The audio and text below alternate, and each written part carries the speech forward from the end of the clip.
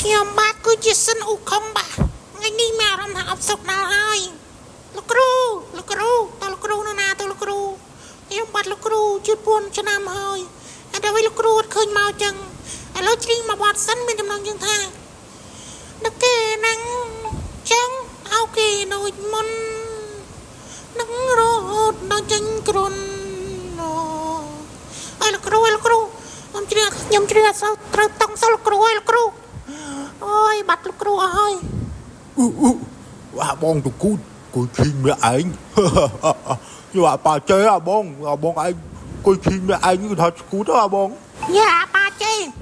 ហើយប្អូនចង្កូតហើយហ៊ានថាយើងស្គូតផងអីអាប៉ាចេត្រូវមកដំបងយើងទៅកុំវាយខ្ញុំបងខ្ញុំដឹងខឲ្យបងកុំវាយខ្ញុំអីលោកបងខ្ញុំថាលេងតើលោកបងកាពិតលោកបងឯងជ្រីងព្រោះដូចអ៊ីណូអញ្ចឹង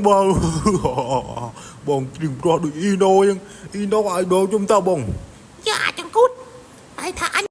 ជ្រីងព្រោះដូចអ៊ីណូផងអីអ៊ីណូមិនអាយដលអញទេណាអ៊ីណូគឺមកអាយដលឯងក៏ប៉ុន្តែអាយដលអញគឺមិនសគុណឯងទឹកគ្រប់រឿងមកមិនសគុណឯងយ៉ានេះចង់ត្រូវមកភ្នងឯឥឡូវលោកគ្រូទៅណាមិនឃើញលោកគ្រូ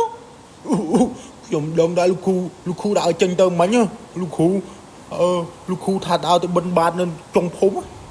អាបាត់ចេនៅចុងភូមិណាមាននៅក្នុងនេះព្រៃឯងនៅក្នុងនេះសិតតែព្រៃឯងថានៅគ្រូទៅបាននៅចុងភូមិអីឯងបីសាច់ចាប់លោកគ្រូឯហ្នឹង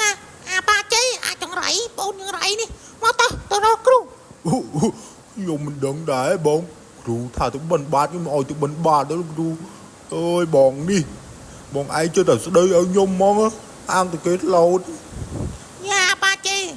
ឯងនេះខូចទាំងរឿងស្រីខូចទាំងរឿងស្រាអត់ទៅក្នុងព្រៃនឹងលួចផឹកស្រាលេងស្រីហ្នឹងដែរតែលោកគ្រូដឹងរឿងហើយឯងលោកគ្រូខ្ញុំឮថាម៉ៃសគុណណាគ្រប់ត្រទៅខណ្ឌរៀនស្វាយរៀងលោកគ្រូប្រាប់ខ្ញុំថាម៉ៃសគុណគ្រប់ត្រទៅខណ្ឌរៀនស្វាយរៀងហ៎បងយ៉ាបាច់គ្រប់ត្រទៅខណ្ឌរៀនស្វាយរៀងតែម៉ៃសគុណគឺជាមនុស្សចង្រៃលើលោកអើយតែគ្រប់ត្រស្វាយរៀងនឹងតែចប់ហើយយើងខ្ញុំគិតចឹងដែរបង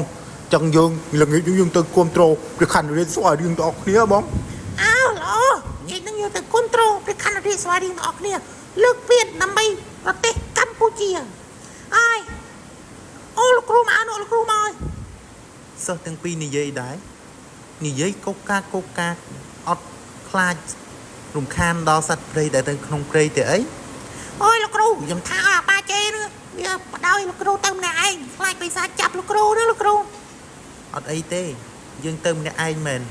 តែនៅក្នុងព្រៃនេះអត់មានបិសាចទេសបោទៅដោយមនុស្សដែលមានគុណធម៌